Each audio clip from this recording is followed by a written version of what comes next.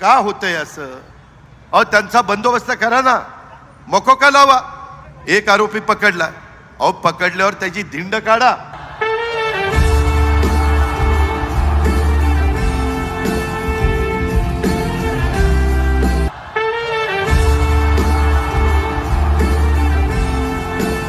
मकोका गुन्ह्यातील जामिनावर सुटका झालेला आरोपी कसबे अखेर येरवडा पोलिसांच्या ताब्यात घेतल्यानंतर ज्या परिसरात दहशत निर्माण केली होती त्याच परिसरात पोलिसांनी आरोपींना घेऊन चौकात गुडघ्यावर बसून धिंड काढून दहशतीचा माज मोडला.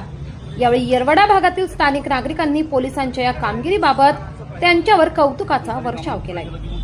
अक्षराज मीडियासाठी प्रणिल कुसाळे, येरवडा, पुणे.